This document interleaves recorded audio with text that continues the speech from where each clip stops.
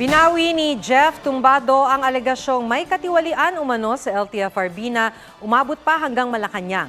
Tila nabaliktad ang sitwasyon dahil siya na ngayon ang idinidiin ng ilang transport group na dawit sa lagayan sa ahensya. Narito po ang aking report.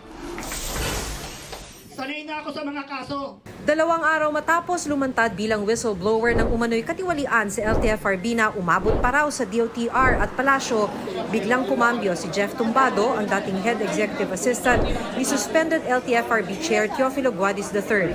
Kanina naglabas siya ng affidavit of recantation. Ang sinumpaang salaysay na ito raw ang kanyang public apology kina Guadis, Transportation Secretary Jaime Bautista at sa Office of the President. Wala raw siyang intensyon na siraan ng sinuman.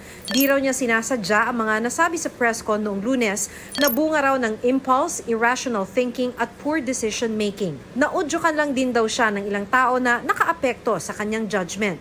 Pero pinaninindigan pa rin niyang may mga problema sa ahensya na kailangang imbestigahan.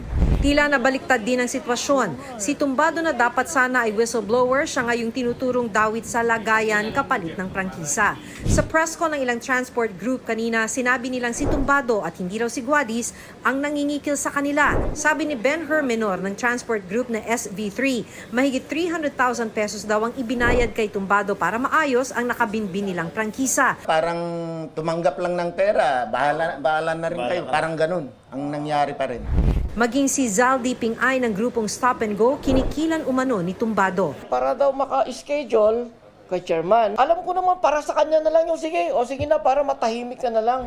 Sa Viber message, sinabi ni Tumbado na sasampahan niya ng kasong libel ang mga nag-akusa sa kanya. Sabi naman ni Transportation Secretary Bautista, pinagpapaliwanag nila si Guadis na hindi pa rin niya nakakausap hanggang ngayon. Binigyan namin siya ng 3 araw since Monday. We'll have to make a decision whether to terminate him or file a case against him.